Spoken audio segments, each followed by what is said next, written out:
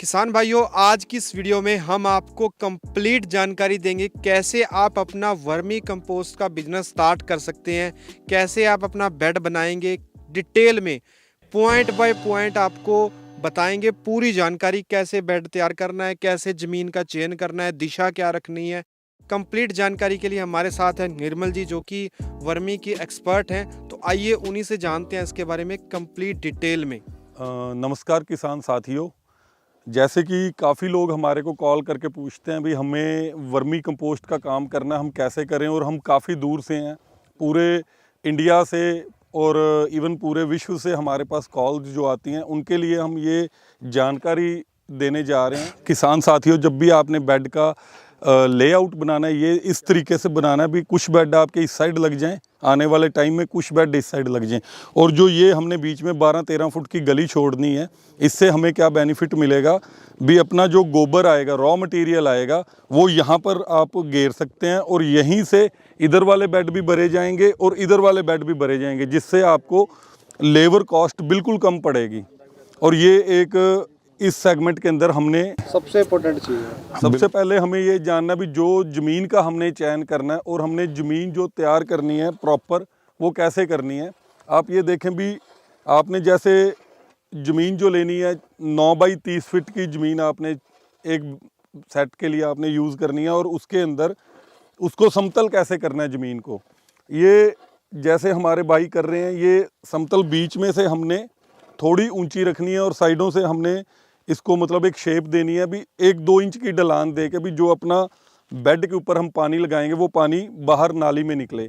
इसके साथ साथ हमें एक नाली छोड़नी है 2 फीट की, और प्रॉपरली हमें मतलब इसको शेप देनी है, जिससे हमें कोई भी किसी तरह की पानी निकलने निकासी में कोई प्रॉब्लम ना आए। तो किसान भाइयों, आप देख सकते हैं यहाँ पर ये 2 फीट की ये नाली छोड़ी गई है। जो ये बेड का साइज है, लंबाई इसकी 30 फीट है और चौड़ाई इसकी 9 फीट है जी। 9 फीट इसकी चौड़ाई है। इसको 2 पार्ट में हम बांटेंगे। सबसे पहले आप देख लीजिए, ज़मीन है जो आपकी वो ऊंची होनी चाहिए। जो हमने जगह सेलेक्ट करनी है अपने वर्मी कंपोस्टिंग बेड के लिए, वो उस जगह के आसपास में पानी का भराव ना हो, वो ज़मीन आपकी ऊंची होनी चाहिए। अगर पानी का भराव होगा, आपका जो केंचुआ है वो मर सकता है। जैसे कि आप ये चीज़ देखें, ये 9 फीट में हमने 4-4.5 फीट का बेड एक तरफ लेना है, ये सेंटर लेना है हमने अपना, और इसको 2 पार्ट में डिवाइड करना है एक सिंगल बेड को। और जिस पे हमने मतलब सबसे चीज़ ये ध्यान रखने वाली है भी, अपना लेवलिंग हो बेड की प्रॉपर। जब तक प्रॉपर लेवलिंग नहीं होगी, आपका पानी बेड में रुकेगा तो आपके केंचुए को दिक्कत आ सकती है। और जो बेड की हमने मतलब डायरेक्शन देखनी है, ये सबसे साइंटिफिक वे है। जो डायरेक्शन हमने चूज़ करनी है वो आपकी नॉर्थ साउथ की होनी चाहिए। हमारे जैसे इधर से ईस्ट से सूरज उगना चाहिए और वेस्ट में छिपना चाहिए। ये आपने अपने लैंड को उस तरह से डिज़ाइन करना है भी, नॉर्थ साउथ की डायरेक्शन हो आपकी भी, जिधर आपके पूर्वा पश्चिमा चले और आपके बेड को प्रॉपर ठंडा रखे। ये भी एक बेसिक है इसको जगह का, जब आप सिलेक्शन कर रहे हैं।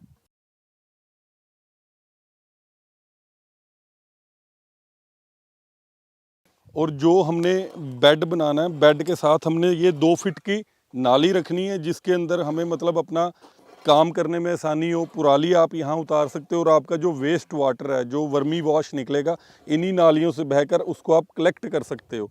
वो भी आपके लिए एक अच्छा फर्टिलाइज़र है, वो एक अच्छा मतलब आपके लिए स्प्रे में भी आप उसका यूज़ कर सकते हैं और अपने खेती के अंदर मुनाफा कमा सकते हैं। बेड के चारों साइड नाली होनी चाहिए जी। और जो आपका बेड जिस खेत में ले रहे हैं, आपको एक प्रॉपर नाली साइड में भी छोड़नी होगी। जो आपका बारिश का पानी है, जो एक्स्ट्रा वाटर है, वो यहाँ से निकल के आपके दूसरे खेत में चला जाए भी, आपके केंचुए को किसी प्रकार की कोई दिक्कत ना आए, आपकी जो बेड बने हुए हैं उनमें कोई दिक्कत ना आए। नया दोबारा से शुरू करना है तो हर बार ये करना है अपने? बिल्कुल करना है। उसका कारण बताता हूँ। जैसे आपका ये 2.5 महीने लगा रहा यहाँ पर बेड, पानी डलता रहा, क्योंकि आपकी जो हमारे नहीं प्रॉब्लम आ रही, क्योंकि हमारी लैंड अभी ये हार्ड हो चुकी है। जो नए फार्मर हैं उनकी लैंड को दोबारा जब आपने बेड को लगाना है तो एक बार उसको देखना है, चेक जरूर करना है, खड्डा ना हो बेड में कहीं भी। जहाँ खड्डा रुकेगा वहीं आपका केंचुआ मरेगा, केंचुआ वहीं खाद कच्ची छोड़ देगा, नहीं तो प्रॉपर नीचे तक बिल्कुल तय उसकी कंप्लीट बनाएगा। सर ऐसे जैसे अपने को बताया आपने अभी मुझे कि ऐसे ये हर बार जैसे, तो फिर ये शेड तो छिल छिल के समतल करने के बाद नीचे हो जाएगा ना फिर? वो आप बाहर से मिट्टी लेके कर सकते हो, जो भी आपको दिक्कत आए। अगर आपकी नाली से बेड नीचा जा रहा है तो आप बर्ती मिट्टी की बाहर से कर सकते हो। अगर बाहर से लेके डालोगे तो आपकी नाली का और वो बेड को कभी कोई प्रॉब्लम नहीं आएगी, लेवल सेम रहेगा। क्योंकि आपकी नाली 1-1.5 इंच 2 इंच नीवी रखनी है हमने, नीचे रखेंगे तभी हम उसमें कामयाब हो सकते हैं। करने के बाद उसको नाली को 2-3 इंची शेड से नीचे ही रखना है। बिल्कुल बिल्कुल 2 इंची, जिसमें आपका प्रॉपर पानी का बहाव हो जाए। सर जो हमने ईंट सेलेक्ट करनी है वो अव्वल ईंट करो, या फिर आपको अव्वल ईंट सेकंड हैंड मिल जाए, ज़रूरी नहीं नई खरीदनी है। ईंट अव्वल ही यूज़ करनी है भी आपने, अगर लंबे टाइम के लिए चलना है। क्योंकि अगर पिल्ली ईंट हम खरीदेंगे, जिसको हम लो क्वालिटी की ईंट बोलते हैं, तो वो आपकी पानी की वजह से गल जाती है और उसमें आपके दिक्कत आ सकती है। आने वाले टाइम में पैसा दोबारा से लगाना पड़ेगा जी। एक बेड में कितनी ईंट लगती है? सर एक 30x9 का जो बेड है हमारा, जिसको हम एक सेट बोलते हैं, उसके अंदर हमारी 140 ईंटें लगती हैं और वो हमारी 6 से 7 साल तक नहीं कहीं भी जाती। वो वन टाइम इन्वेस्टमेंट है आपकी। जो हमने मिट्टी को लेवलिंग के लिए लेना है ना, उसमें हमने ये चीज़ देखनी है। सर कैमरा थोड़ा आप नज़दीक से दिखाएं भी। हमने खड्डा नहीं मारना, प्रॉपरली हल्की हल्की हमने लेनी है, हल्के हाथों से, जिससे मतलब हमें एक लेवल मिले, ना कि खड्डे बना दें हम अपनी ज़मीन के अंदर। अगर खड्डे मारोगे तो आपकी ज़मीन में पानी वहाँ पर रुकना शुरू हो जाएगा जी। एक सर मैं और बात आपको समझाना चाहता हूँ भी, किसान भाई जो भी वर्मी कंपोस्टिंग करना चाहता है, ये एक तरह की खेती है। वॉर्म्स के साथ हम जो भी काम कर रहे हैं ये खेती है, और अगर हम अपने हाथों से करेंगे तभी हम प्रॉपरली इससे मुनाफा कमा सकते हैं, पूरा खुद अगर हम ध्यान रखेंगे इस चीज़ के ऊपर तो। और जो ये फट्टी आपने लेनी है, इसके आपको प्लस पॉइंट क्या रहेगा, फट्टी से आपका जो ये लेवल है, ये फट्टी आपका लेवल प्रॉपर करेगी। लेवलिंग के लिए हमने इस फट्टी को यूज़ में लेना है, जिससे हमें हमारे पूरे बेड की ये प्रॉपरली पता चले भी हमारे बेड की कहीं से ऊंचा है या नहीं। यहाँ से मिट्टी उठा, यहाँ से ले रहे हैं तो ये देखो प्रॉपर एक लेवल जा रहा है आपका, बेड की प्रॉपर ढलान जा रही है, जिससे आपके बेड पे पानी नहीं रुकेगा। और अगर पानी नहीं रुकेगा तो आपका जो केंचुआ है वो तंदुरुस्त रहेगा, आपकी खाद जल्दी तैयार होगी। और खाद के अंदर हद से ज़्यादा पानी भी नहीं रहना चाहिए। इसी प्रकार से हमने अपने बेड को पूरा समतल करना है, जिसमें सबसे पहले हमारी नींव ये है। जब तक हम नींव पे काम नहीं करेंगे तो मकान अच्छा खड़ा नहीं होगा कभी भी। प्रॉपर हमने जब अपनी जगह तैयार कर ली, उसके बाद हमने प्लास्टिक शीट का यूज़ करना है। प्लास्टिक शीट को इस तरह से हमने बिछाना है। और जो इम्पॉर्टेंट बात है इन किसान साथियों को समझने के लिए, वो ये है कि जो प्लास्टिक शीट यूज़ करनी है, उसका जो नंबर है, लोग पूछते हैं भी ये कहाँ से मिलेगी, कैसे मिलेगी। ये 18x1 मतलब 18x1 की प्लास्टिक शीट आती है, लगभग 80-85 रुपये किलो मिल जाती है मार्केट से। और आप इसका यूज़ करें, और एक बार बाय करने के बाद 6 से 7 साल तक आपकी ये ख़राब नहीं होती। बिल्कुल लो इन्वेस्टमेंट के अंदर अगर आपने काम करना है, इससे आसान तरीका कोई नहीं है। और ये आपकी सिंगल बार इन्वेस्टमेंट है प्लास्टिक शीट की भी। और इसमें आपने प्रॉपरली इसको बिछाने के बाद जितने ये वल वगैरह ये सारे आपने निकाल लेने हैं भी, आपका पानी ना रुके किसी तरीके में भी।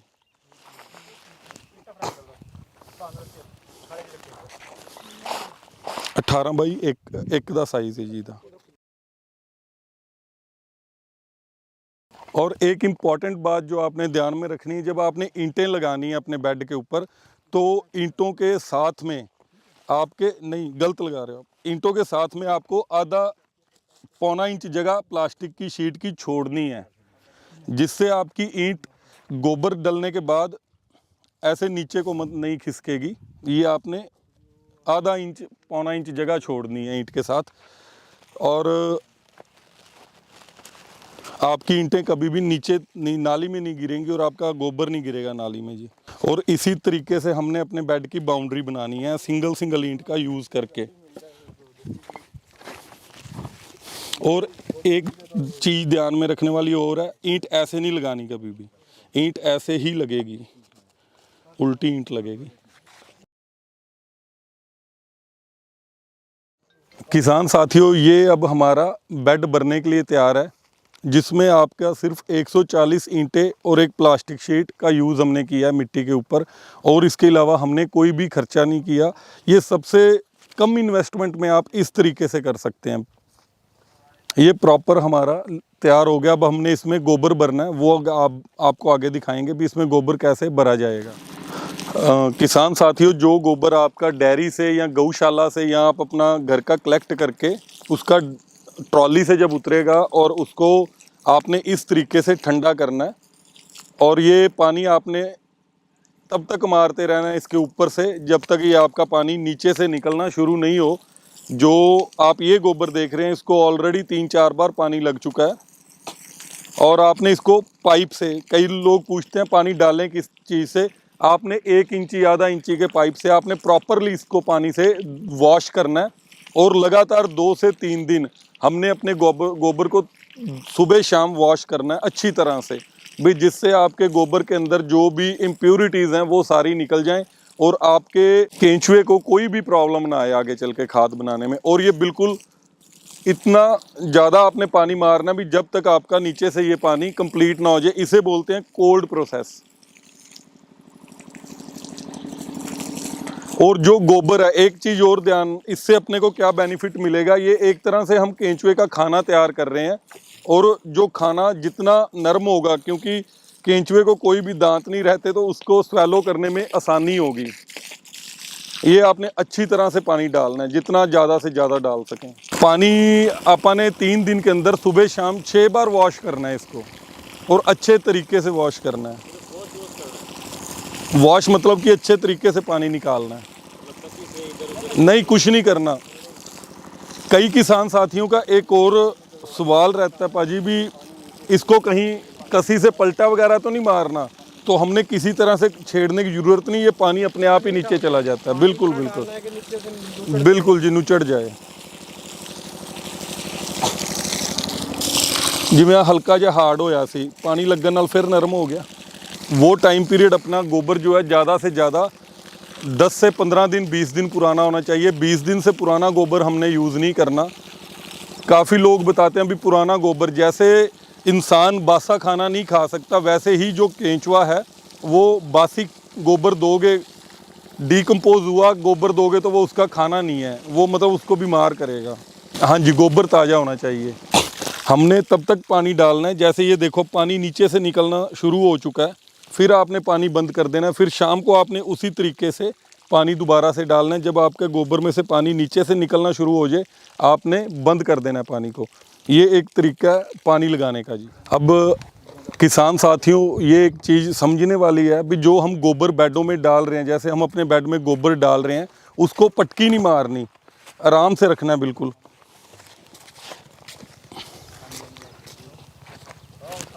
जो गोबर है उसके अंदर एयरेशन बनी रहे, मतलब उसके अंदर दबाव ना आए गोबर के अंदर भी। कई तो ऐसे ऊपर खड़े होके पलटी मारनी, वो काम नहीं। इसको देखना बाई को कितने आराम से रखेगा। ये गोबर को डालने का तरीका है जी।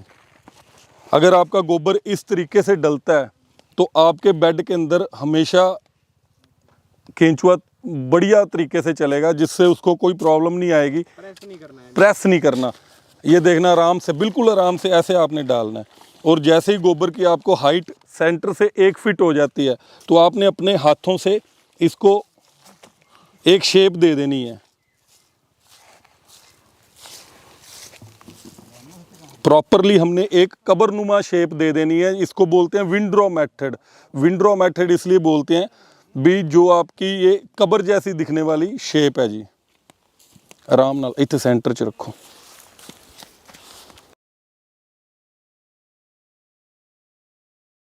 आपने इसको इस तरह शेप देते हुए अपने बेड को चले जाना है, और ये कंप्लीट बेड इसी तरीके से हो जाएगा।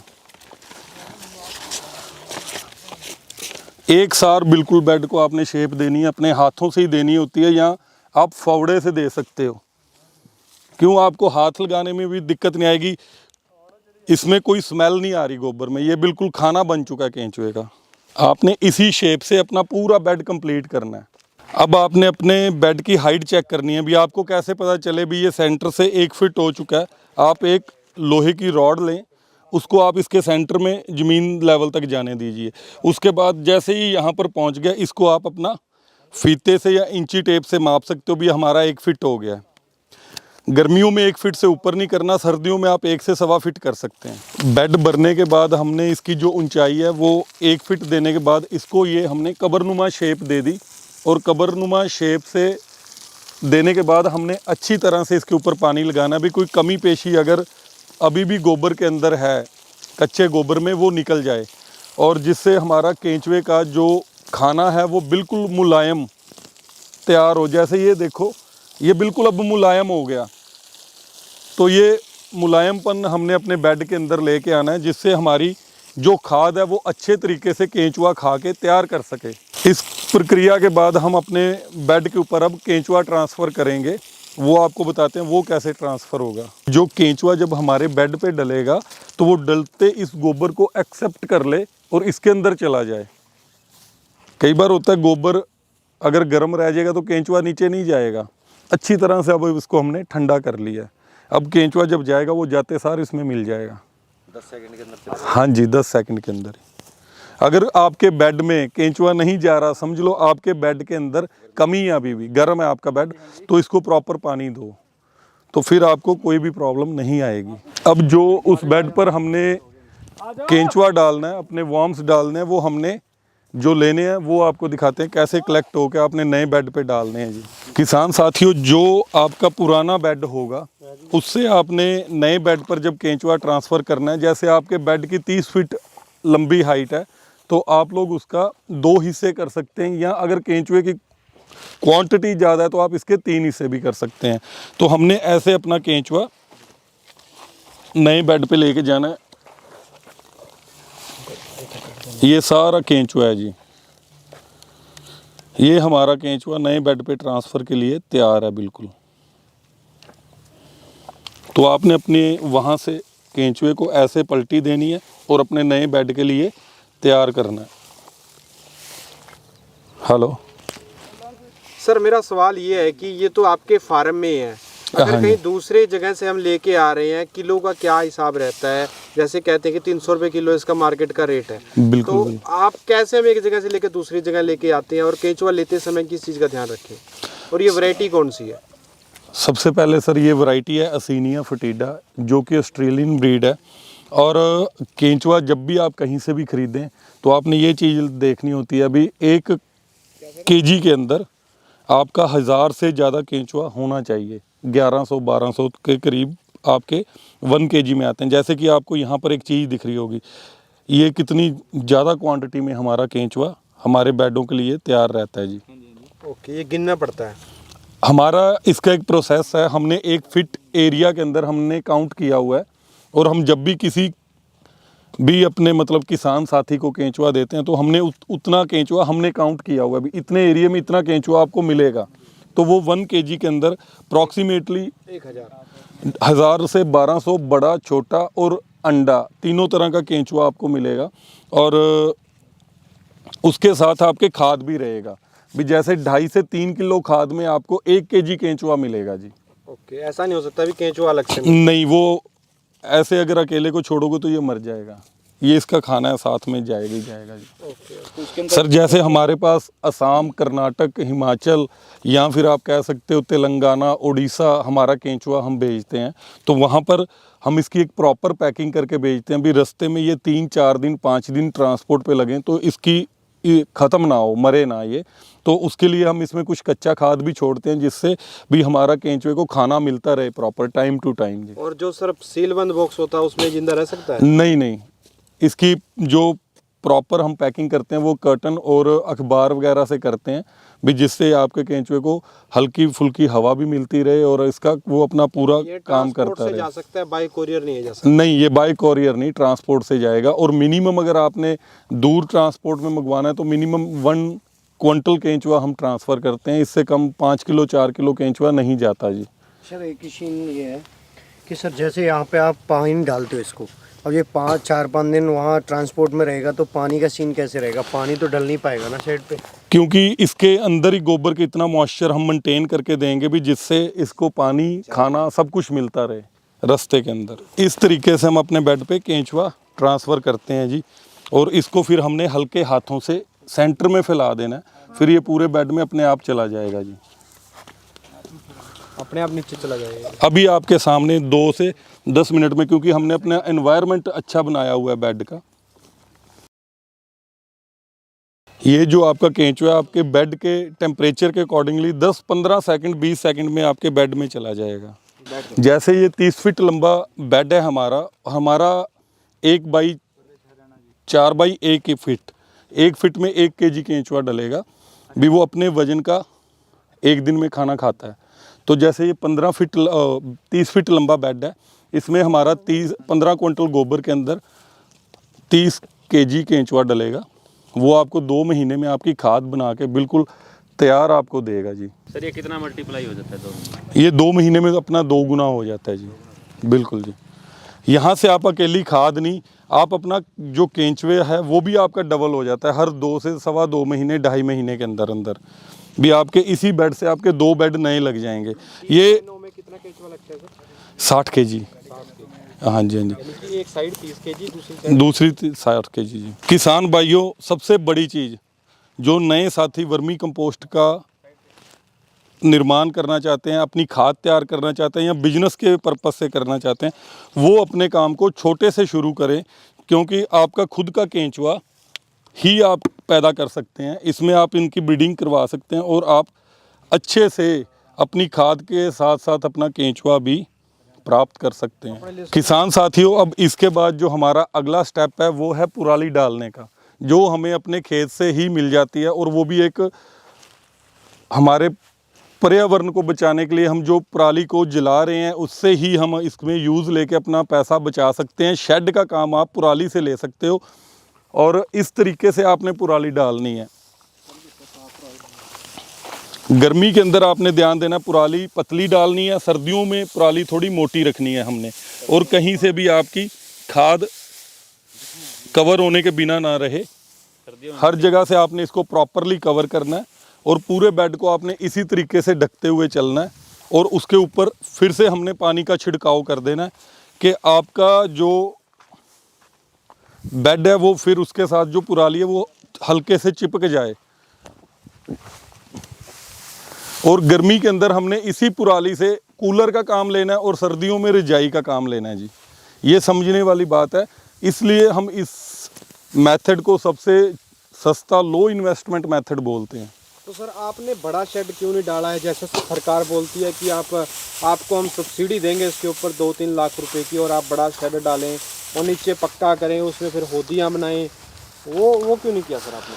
सर सबसे बड़ी चीज़ है भी, हमने वो इसलिए नहीं किया, इसके अंदर एक तो इन्वेस्टमेंट काफ़ी ज़्यादा लग जाती है, और ये इन्वेस्टमेंट किसान के पास है नहीं, उसको बैंक से लोन लेना पड़ेगा, वो तभी कर पाएगा।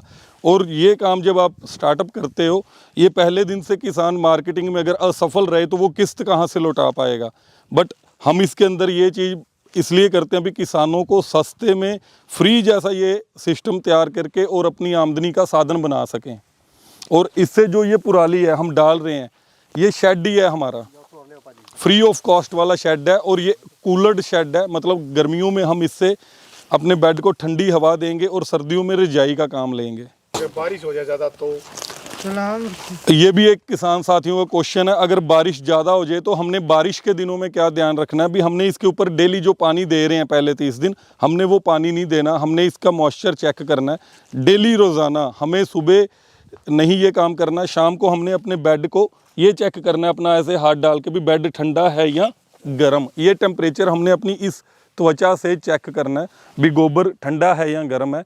अगर गर्म है तो आपने शाम को 4 बजे के बाद 6 बजे पानी देना है, 4 बजे पानी नहीं देना, तो 6 बजे आपने फिर से पानी देना है। अगर बरसातें हैं तो आपने पानी नहीं देना, क्योंकि उस ऑलरेडी आपके बेडों को बरसात से पानी मिल रहा है।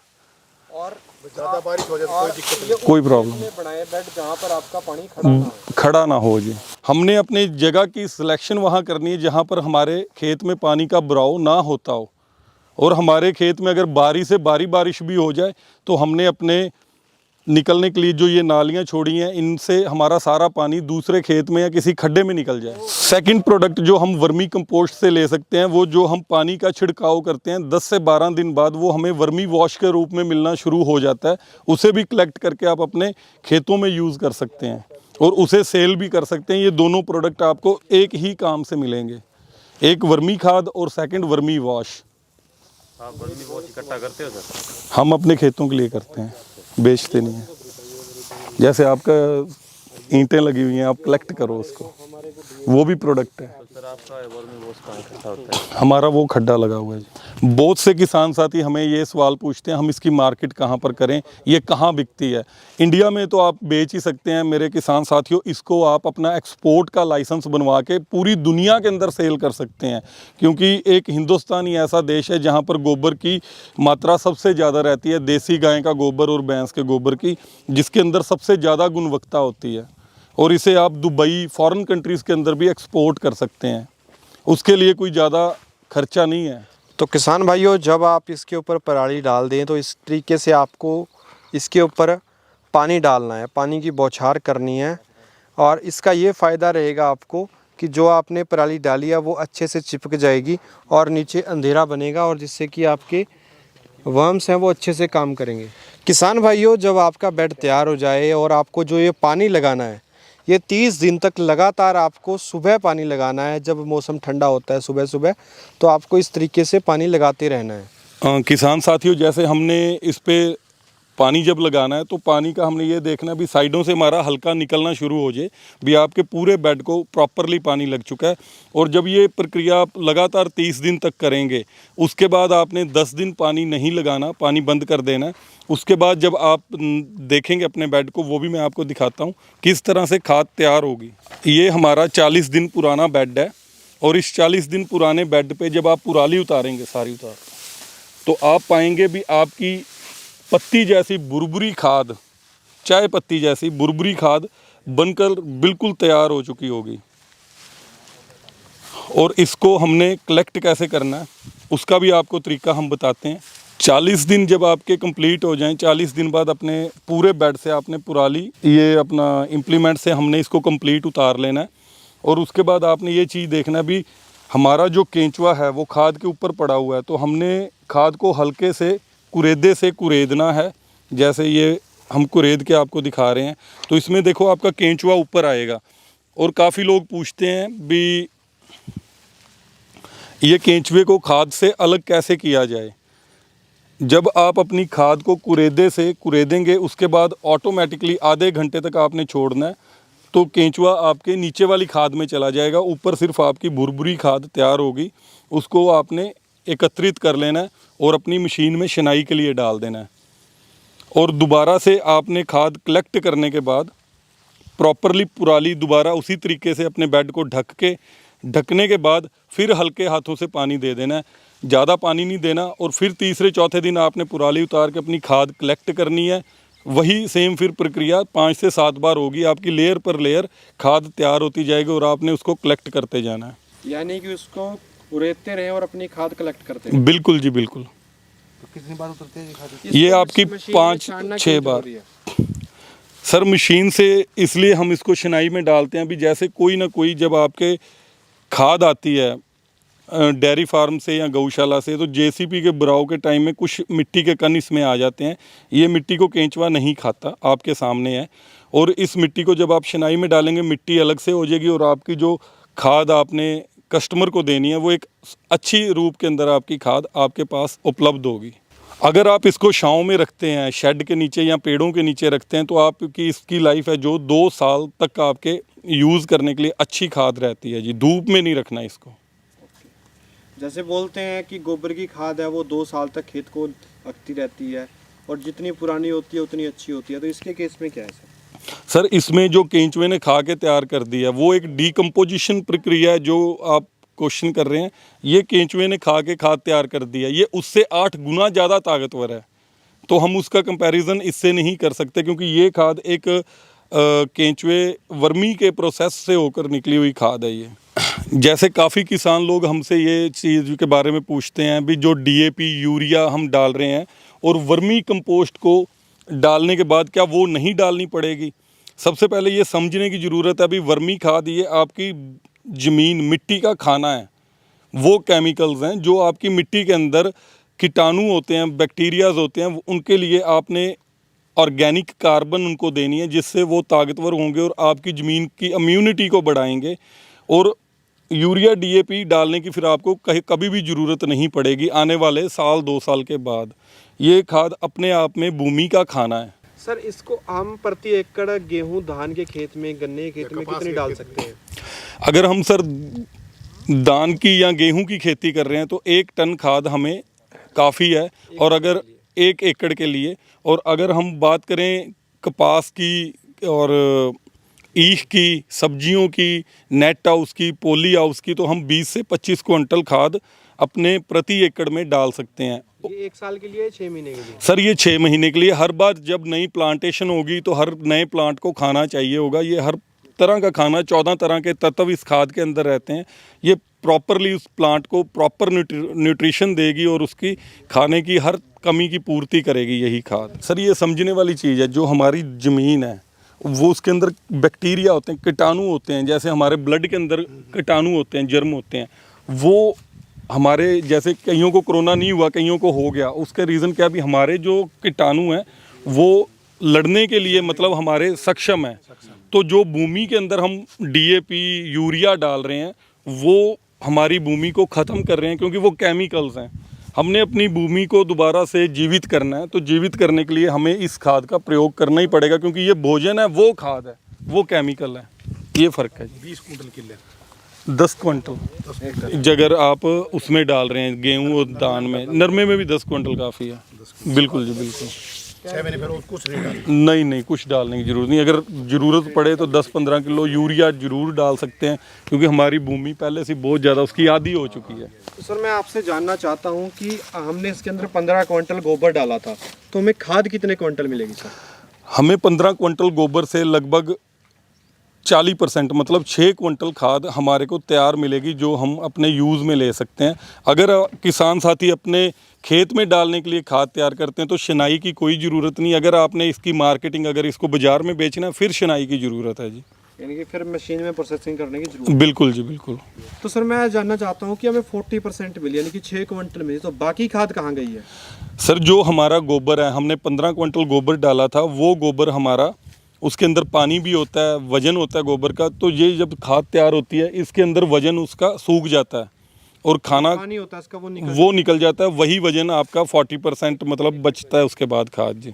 सर जैसे आपका क्वेश्चन था, अभी 15 क्विंटल गोबर डाला तो हमें 40% खाद मिल रही है, लगभग 6 क्विंटल। बाकी कहाँ गया? जैसे 100% पानी रहता है, 80% के करीब गोबर में पानी रहता है, मॉइस्चर रहता है, वो सूख के लास्ट में जब हमारी खाद तैयार होती है, वो टोटल 20 to 21% आपकी खाद के अंदर मॉइस्चर रहता है। बाकी का जो मतलब 60% पानी है वो उड़ जाता है।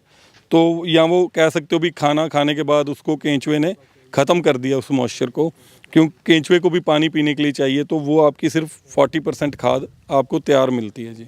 जो आपकी 40% खाद रेडी मिलेगी, जो आपने 15 क्विंटल में से 6 क्विंटल खाद मिलेगी, आपका वेस्टेज 0 है। इसके अंदर कोई भी आपका वेस्ट नहीं होगा।